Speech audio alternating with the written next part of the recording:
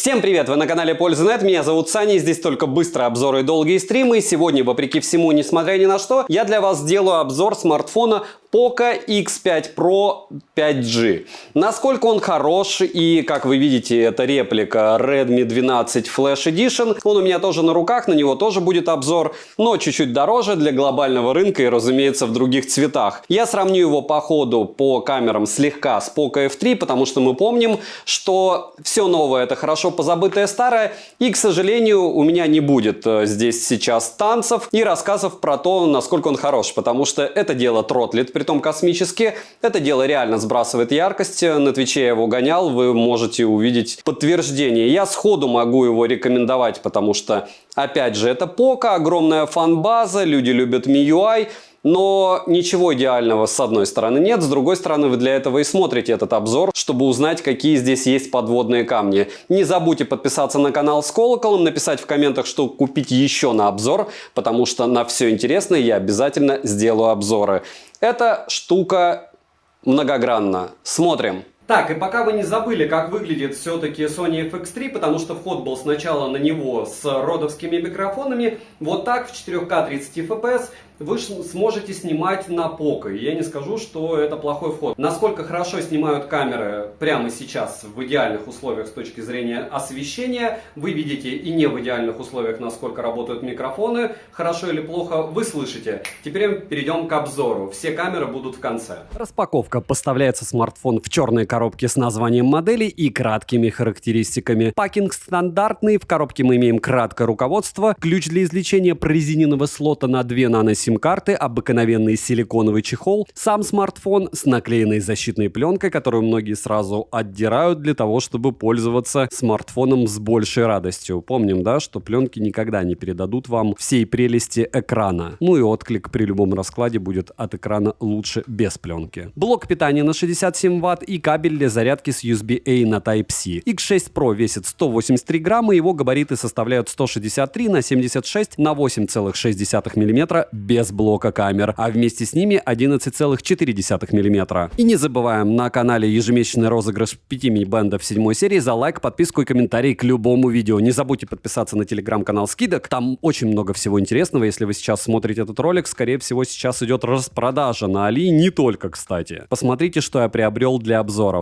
Телеграм-канал взаимопомощи, там вы можете спросить, какой девайс лучше, по мнению большинства моих подписчиков, и мой личный телеграм-канал, где мы общаемся по поводу девайсов в режиме реального времени с их тестами. Подписывайтесь с колоколом, перейдем же к смартфону. Смартфон Poco X5 Pro можно приобрести в желтой, голубой и черной расцветке. Разумеется, большинство интересует желтая, поэтому ее довольно часто первые раскупают. Дизайн привлекательный, из-за тыльной части и прямых граней он выглядит хорошо. Рама выполнена из пластмассы, как и тыльная часть. Смартфон довольно тонкий и лежит он в руке удобно, а из-за веса прямые грани не натирают. В любом случае, мало кто будет его носить без чехла, так как он скользкий. На корпусе расположили кнопку питания со встроенным сканером отпечатков пальцев, качели регулировки громкости, разъем для зарядки USB Type-C, микрофоны, 2 стереодинамика с поддержкой, Dolby Atmos, звучание неплохое, сертификация Hi-Res Audio и Audio Wireless с 4 пресетами, несколькими предустановками звучаний и даже кастомным эквалайзером. Качество звучания вовсе не лучшее и даже не на свою стоимость, с одной стороны. Не худший вариант. Стандартно верхний динамик тише, чем нижний, так что считаем полуторное стерео. X-осевой линейный вибромотор средний, но настраиваемый. Также на борту расположили мини-джек и экопорт, многим будут они полезны. Официально защиты от влаги и пыли нет, вроде бы IP53 где-то проскальзывает, но все равно вы понимаете, что даже под дождем с ним ходить желательно не стоит. Смартфон Poco X5 Pro оснащен Flow AMOLED DOT дисплеем на 6,67 дюйма с разрешением 2400 на 1080 пикселей Full HD+. Цветовой охват 100% DCI-P3, контрастность 5 миллионов к 1. Экран поддерживает 1,7 миллиарда цветов, имеет глубину цвета 10 бит, технология HDR10+, Dolby Vision и Sunlight дисплей на борту. Плотность пикселей отличная, 394 ppi, рамки у экрана не огромные, но подбородок заметный. Цветопередача хорошая и насыщенная, хорошо, что в стоке есть различные настройки, функции для персонализации экрана, как всегда у MIUI. Яркость 500 нит, пиковая яркость неплохая, 900 нит. Яркости при прямом попадании света на экран, по мне, не совсем достаточно, но сказать, что на экране экране невозможно что-то разглядеть в солнечный день, я не могу. Пользоваться можно, просто без особой радости. Автояркость работает корректно, частота обновления экрана 120 Гц и адаптивный режим также на борту. Тач на 240 Гц, тест на частоту дискретизации касания вы можете наблюдать на экране, и результат очевидный. Свои 240 Гц он не отрабатывает. Есть встроенный DC-димминг на 1920 Гц, шим вы видите на экране, и я вам скажу, что он хорош. Always on display, барабанная дробь, 10-секундный, никакого постоянного АОДа здесь нет, и это плохо. Разблокировать экран можно при помощи сканера отпечатков пальцев, внедренного в кнопку блокировки, а также распознавания по лицу. В отпечаток пальца можно завести 5 пальцев, притом один и тот же можно. Распознавание лиц срабатывает неплохо, даже под небольшим углом, срабатывает у меня тоже без проблем и довольно быстро. С задержкой, но не космической. Учитывая стоимость девайса, я бы сказал, что он отрабатывает отлично. Процессор в Poco X5 Pro установлен Qualcomm Snapdragon 778G, техпроцесс 6 нанометров, 8 ядер, максимальная частота 2,4 ГГц. Графический процессор здесь Adreno 642L, интерфейс MIUI 14 на базе Android 12 версии, и что странно, но до настоящего времени Android 13 версии сюда так и не прилетел. Но интерфейс работает быстро и плавно, никаких претензий у меня к нему нет. Оперативная память LPDDR4X на выбор 6 или 8 ГБ. Внутренняя память UFS 2.2 на 128 или 256 ГБ. Есть поддержка Wi-Fi 6 серии, что круто, поддержка 5G с функцией Dual 5G плюс 5G, что для нас не особо актуально, но хорошо, что есть. А для 4G сетей есть 7 и 20 бенд. Связь смартфон ловит хорошо, микрофон отрабатывает отлично. Датчик приближения, никаких проблем с ним нет. Запись разговора лично у меня в стоке отсутствовала, но на то это и глобалка. Bluetooth версии 5.2, NFC модуль в наличии, работает он корректно. MirPay встает без проблем. Отмечу, что есть проблемы с работой NFC, если надет чехол. У многих. Из навигации на борту GPS GLONASS, Beidou, Galileo и QZSS. Емкость аккумулятора здесь 5000 мАч,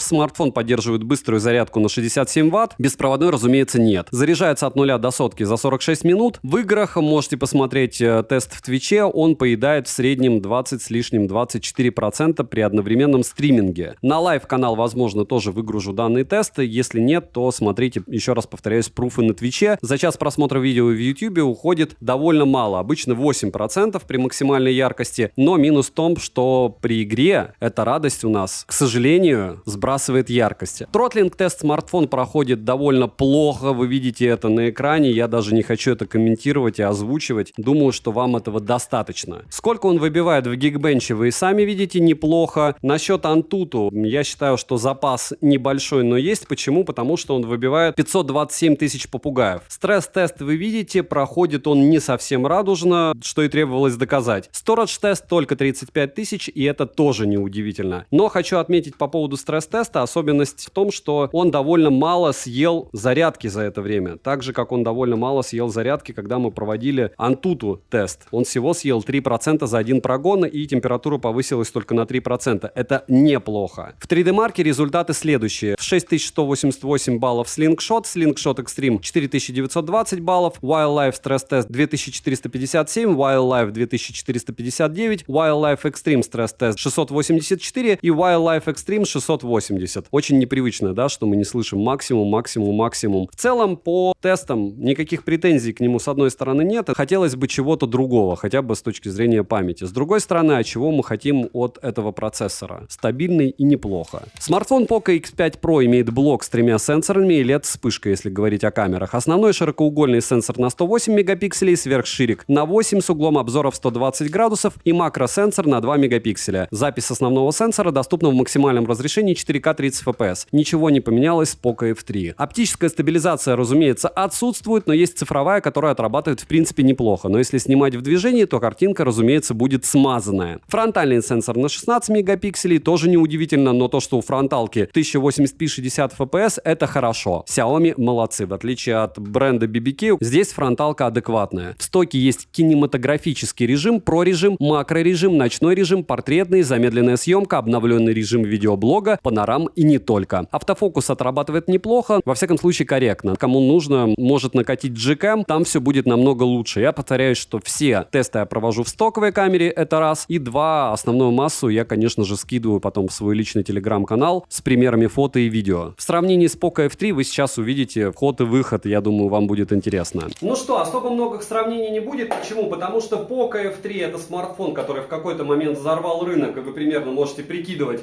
как долго он он у меня на руках, а Poco X5 Pro это рынок сегодняшнего дня. Насколько отличаются камеры, учитывая, что 4К 30 FPS и там, вы сейчас видите, и вполне возможно вам понравится то, что не должно понравиться, правда?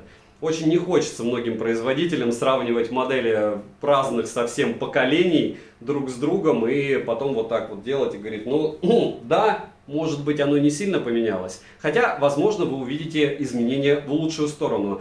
От себя скажу, что, еще раз повторяюсь, основной модуль 4К 30 FPS и камера мне на Poco конкретно в таких условиях нравится. Смотрим. Ну никуда нам не деться от ультраширика. Ультраширик 1080p 30 fps. Все, кто желают заменить GoPro, забудьте об этом с одной стороны. С другой стороны, забудьте об этом, потому что GoPro не заменить подобными устройствами. Но вы сейчас видите, как оно отрабатывает. Напоминаю, что если вы вспомните, у Poco F3, к слову, был еще и направленный микрофон, но я думаю, что вы это слышите, несмотря на то, что как много времени он у меня уже в использовании. Я за него не топлю, я говорю просто про вариант обновления, чтобы вы понимали. 1080p 60 fps, оба смартфона и по цветам. Давайте пробежимся по цветам. Где все-таки цвет ближе?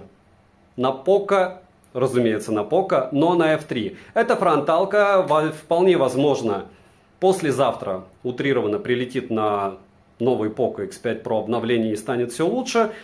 Если говорить о скинтоне, я думаю, решать вам, но я еще раз повторяю, что по мне сейчас правильные цвета передает F3. Хотя он может быть чуть-чуть менее ярко и радужно их передает.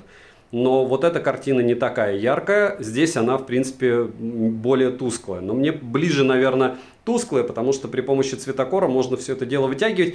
Это другая история. Вот сейчас вы видите картинку, решать вам, что лучше, что хуже. Слышите микрофоны.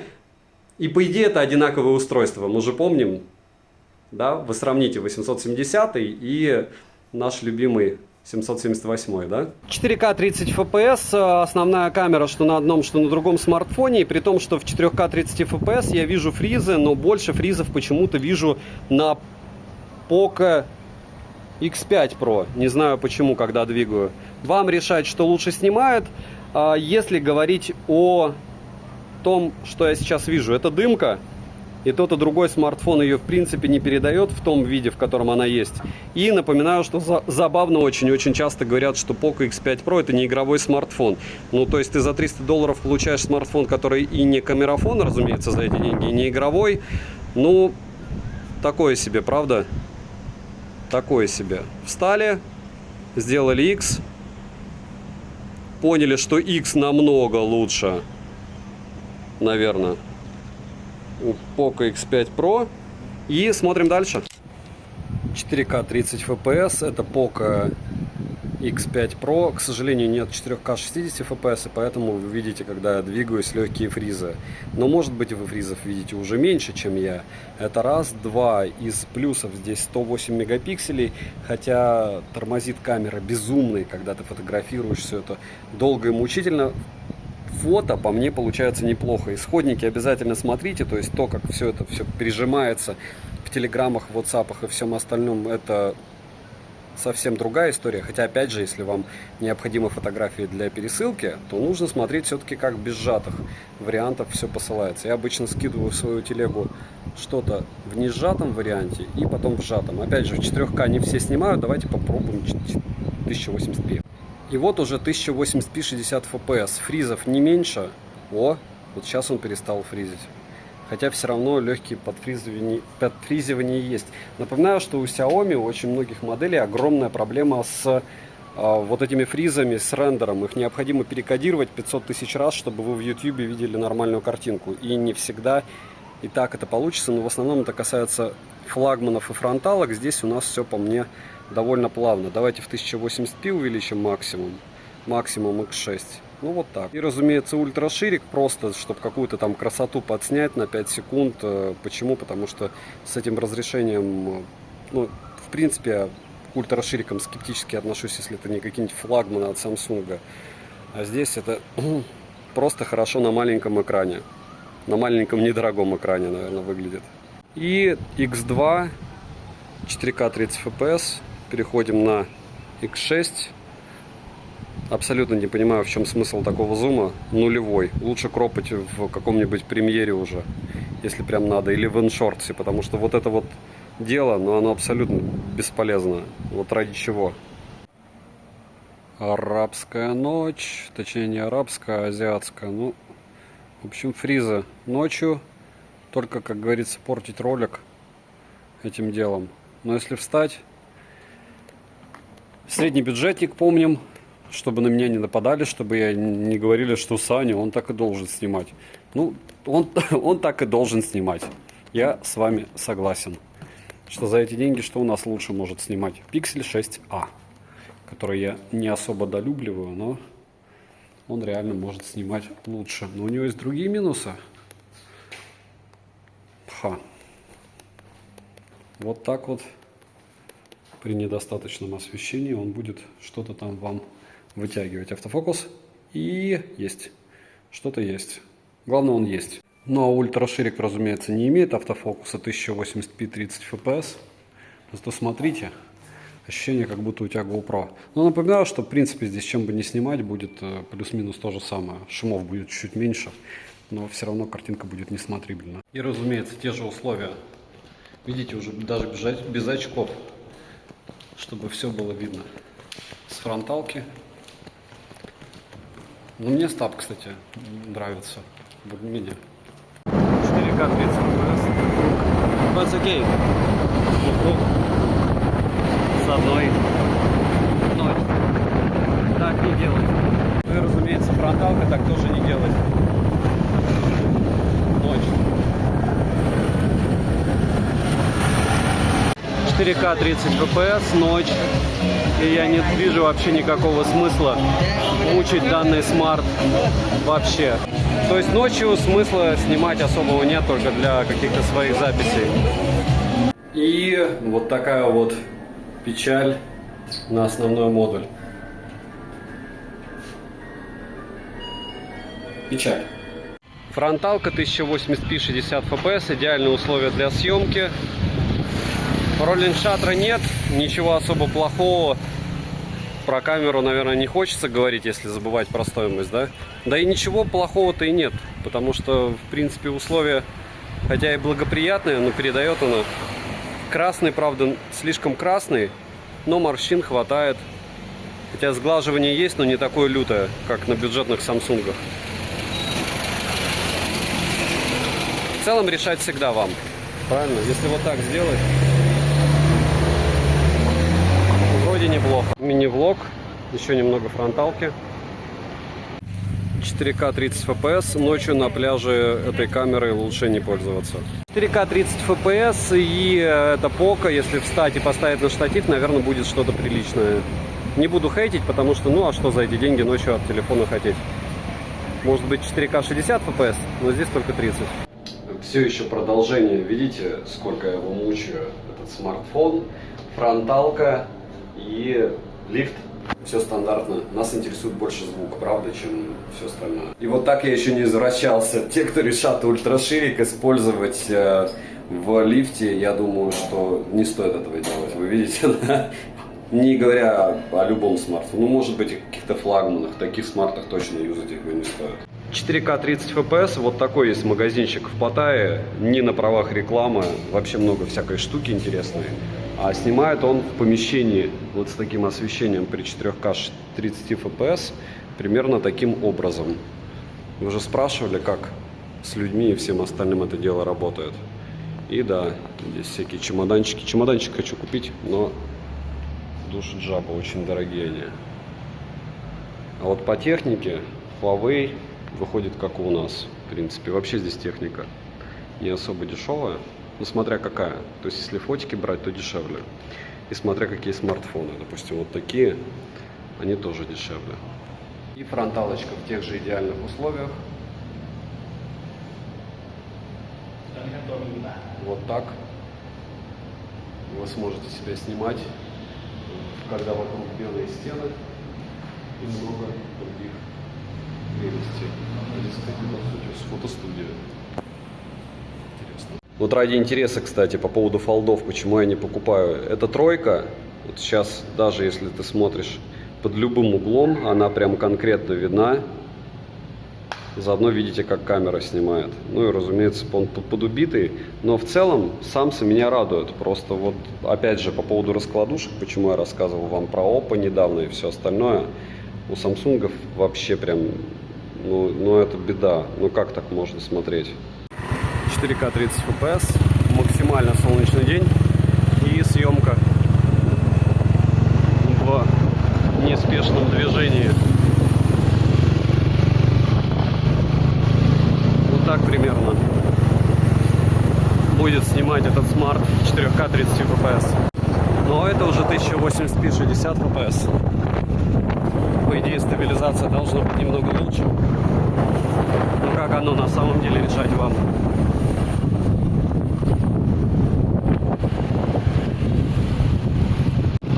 И фронталка 1080p 60 FPS днем. Ну вот, мне кажется, что в данных условиях она, конечно, снимает шикарно.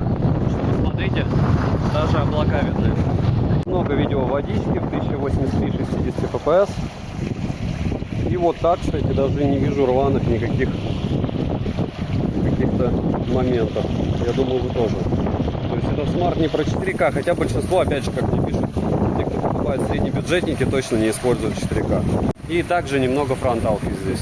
Фронталка в целом мне нравится. Так, ну куда же без романтичных огоньков? Некуда.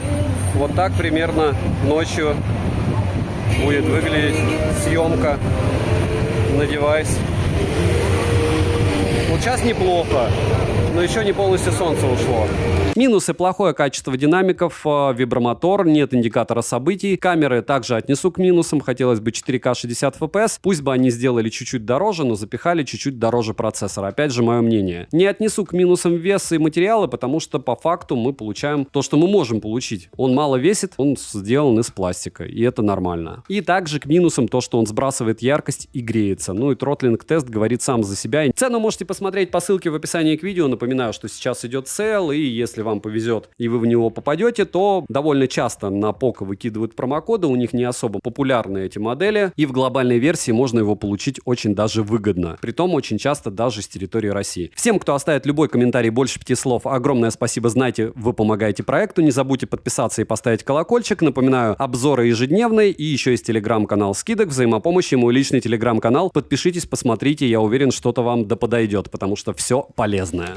Резюмирую, насколько хорош этот смартфон? Настолько, чтобы его можно было приобрести за эти деньги. Почему? Потому что я могу вам рассказывать о тротлинге, я могу рассказывать вам о том, что камера не особо хороша, но с другой стороны, а где лучшая камера за эти деньги? В Realme? Ну, может быть, я буду сравнивать 10 Pro Plus, который когда-то я умудрился в китайской версии купить за 17 с копейками, но глобалки стоят значительно дешевле, это раз. Два, китайские версии сейчас у BBK какие-то танцы с блокировками, как вы знаете, а у Xiaomi пока никаких проблем нет. И даже разблокировать загрузчик, кто понимает, о чем я, в Poco только глобалки, у них нет китайских версий, но если вы покупаете Xiaomi, вы, если есть глобалка, сможете ее перепрошить. Если говорить о каких-то других вещах, играть можно, но помним, он сбрасывает яркость. Запаса яркости, с одной стороны, мало, нет даже 1000 нит. С другой стороны, я хожу на улице, ну, хватает. Какие-то супер динамики не назову. Внешний вид, ну опять же, вот вы сейчас его видите в варианте Redmi. Помним, да, что линейка Redmi это супер дешевая штука. У Poco есть тоже супер дешевые штуки, но мы привыкли вот к такой истории из разряда флагман за копейки, как Poco F3, и хочется, чтобы что-то вышло прикольное. С одной стороны. С другой стороны, я знаю, что сейчас они выгрузят то же самое, что Redmi K60 или K60 Pro, уже обзор был на канале, в варианте F. Если говорить об этой линейке, то, наверное, это минимум, что я могу советовать в плане смартфона. То есть, если вы хотите себе смарт больше, чем на год-два, то, наверное, Poco X5 Pro это то, что вас может удовлетворить, но не дольше, чем на 2 года. Почему? Потому что запас в Antutu 500 с копейками, по экрану рано или поздно вы захотите чего-то ярче, по играм, если вы играете, то, разумеется, рано или поздно вас достанет сброс яркости, как и меня. Если говорить по камерам, рано или поздно вы захотите 4К 60 FPS. Но Там уже другие деньги при других каких-то вещах. А отсутствие полноценного Always On дисплея, ну это такое себе Poco. Хотя они меня все равно не посмотрят и не услышат, но это все не важно. Важно, чтобы вы услышали, посмотрели и сделали свои выводы. Мое мнение, девайсу однозначно да, за те деньги, что сейчас он на сейле. За другие деньги надо уже смотреть, что будет другое. Может быть, что-то еще выйдет у того же Poco. Добра и удачи вам, дорогие друзья. Не забудьте подписаться на канал с колоколом, написать в комментах, что еще купить на обзор.